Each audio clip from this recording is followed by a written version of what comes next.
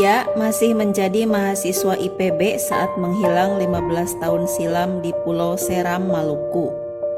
Dia kembali ke kota hanya dengan sandal jepit dan baju lusuh.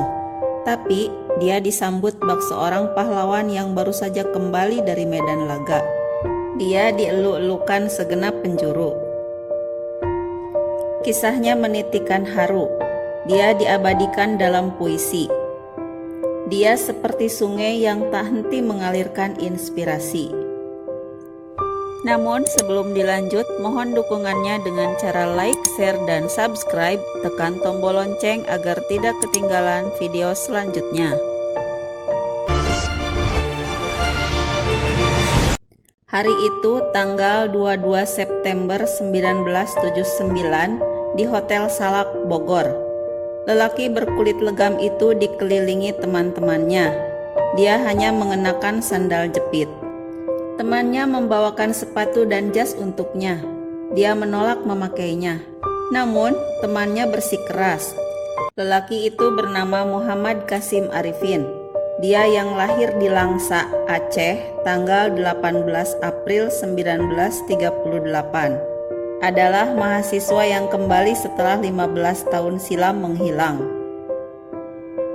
Teman-temannya sudah lama sarjana dan banyak yang sudah menjadi pejabat. Kasim hanya seorang petani yang bersahaja, tapi dia justru jauh menjulang namanya dibandingkan semua orang. Tahun 1964, dia hanya seorang mahasiswa biasa yang mengikuti program pengerahan mahasiswa yang sekarang bernama Kuliah Kerja Nyata. Mereka memperkenalkan program pasca usaha tani. Di masa itu, mahasiswa harus siap ditempatkan di pelosok negeri. Kasim mendapat lokasi di Waimital, Pulau Seram, Maluku. Dia pun mendatangi daerah terpencil itu sebab didorong hasrat untuk membumikan semua pengetahuannya. Di Waimital, dia bertemu keluarga petani miskin yang datang melalui program transmigrasi. Nuraninya terketuk, dia ingin berbuat sesuatu. Kasim nampaknya begitu mendalami tugasnya. Dia menanggalkan semua identitas kota pada dirinya. Dia memakai sandal jepit dan baju lusuh. Dia ikut menemani petani yang berjalan kaki 20 km menuju sawah. Dia melakukannya setiap hari dan bolak-balik. Dia membantu petani untuk mengolah tanah. Diajarkannya pengetahuan yang didapatnya di kampus IPB. Dia terlibat jauh dalam pengabdian luar biasa dengan mengajar petani untuk meningkatkan hasil tanaman dan ternak mereka dan mendorong mereka untuk menjadi mandiri. Dia membantu masyarakat untuk membuka jalan desa, membangun sawah baru, membuat irigasi. Dia tidak menunggu bantuan dari pemerintah. Dia membangkitkan semangat masyarakat untuk bergotong royong. Kasim peduli pada petani lebih dari dirinya sendiri. Dia pun mendapat kasih sayang dari semua orang. Dia disapa Antua, sebutan bagi orang yang dihormati di Waimital. Kasim begitu larut untuk membantu masyarakat sampai-sampai dia lupa pulang. Seharusnya dia di Waimital hanya 3 bulan, tapi dia merasa tugasnya belum selesai. Bahkan saat teman kelompoknya pulang dari program itu, Kasim menolak pulang dan memilih untuk tinggal di Waimital. Dia tetap menjadi petani. Bahkan ketika semua temannya telah diwisuda, dia masih setia di kampung itu. Hingga semua temannya lulus dan menjadi pejabat, dia tetap memilih di kampung itu hingga 15 tahun.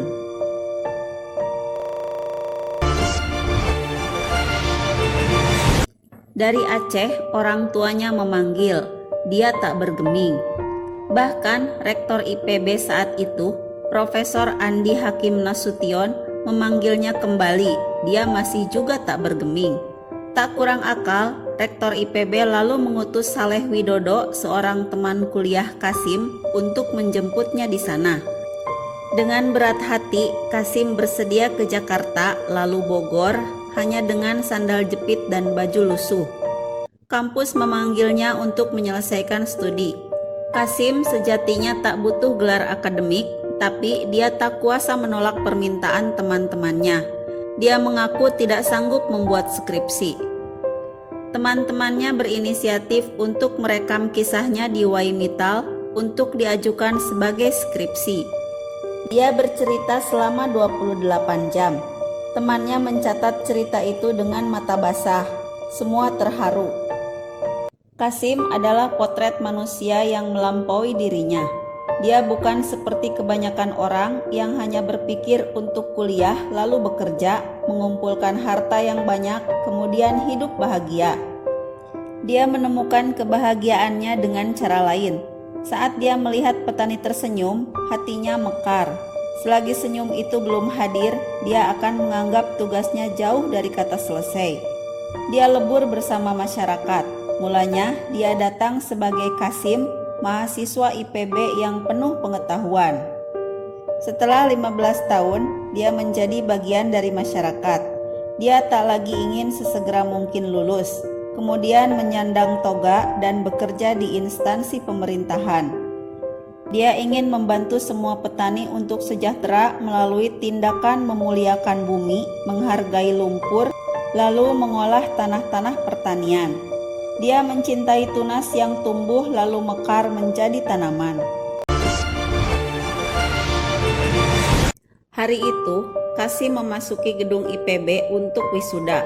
Mulanya dia ragu-ragu dan takut melihat banyak orang berdatangan.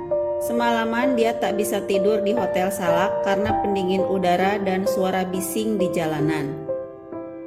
Di acara wisuda, dia ingin duduk di kursi belakang. Namun begitu dia datang, semua orang berdiri dan bertepuk tangan. Dedikasinya membuat banyak orang merinding. Dia adalah insinyur pertanian paling istimewa, paling menyentuh hati dan paling menjulang dibandingkan yang lain. Lelaki muda itu tetap Kasim yang bersahaja. Bahkan setelah wisuda pun, dia kembali ke Waimitall demi meneruskan kerja-kerjanya. Setelah beberapa waktu, barulah dia menerima pinangan Universitas Syah Kuala Aceh untuk menjadi dosen di sana hingga pensiun pada tahun 1994. Kasim menikah dengan Syamsiah Ali, seorang guru bahasa Indonesia di sebuah SMA di Banda Aceh. Mereka dikaruniai 3 orang anak. Saya terlambat menikah, Kasim mengaku. Tidak mengherankan karena sebagian hidupnya diabdikannya sepenuhnya bagi masyarakat Waimitall. Di Waimitall, namanya selalu harum, bahkan diabadikan menjadi nama jalan.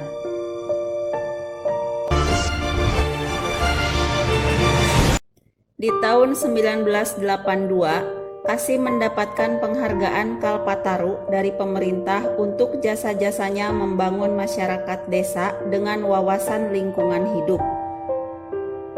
Kasim yang tidak gila pada penghargaan, membuang Kalpataru itu di bawah kursi dan meninggalkannya begitu saja, hingga akhirnya seseorang mengantarkan Kalpataru itu ke rumahnya.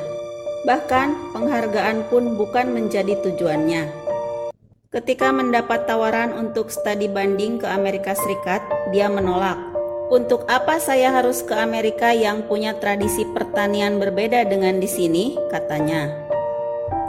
Dia selalu menjadi Kasim yang menginspirasi. Kisah hidupnya ditulis ke dalam buku berjudul Seorang Lelaki dari Waimitall yang ditulis Hana Rambe di tahun 1983. Dan diterbitkan Sinar Harapan. Seusai pensiun, dia tetap di Aceh dan menjadi aktivis lingkungan. Di masa kini, betapa sulitnya menemukan anak muda yang masih idealis seperti dirinya. Kasim adalah oase yang serupa mata air, selalu menjadi telaga inspirasi yang tak mengering. Saat dia diwisuda tahun 1979, salah seorang rekannya, penyair Taufik Ismail, menulis puisi yang mengharukan tentang Kasim. Salah satu baitnya berbunyi, "Dari pulau itu dia telah pulang, dia yang dikabarkan hilang, 15 tahun lamanya. Di Waimitall, Kasim mencetak harapan, di kota kita mencetak keluhan. Aku jadi ingat masa kita di Plonco 20 tahun lalu. Dan kemarin di tepi Kali Ciliwung aku berkaca. Kulihat mukaku yang keruh dan leherku yang berdasi. Kuludahi bayanganku di air itu karena rasa maluku. Ketika aku mengingatmu, Sim, di Waimittal engkau mencetak harapan di kota kami. Padahal awan yang tergantung di atas Waimittal adalah awan yang tergantung di atas kota juga. Kau kini telah pulang. Kami memelukmu.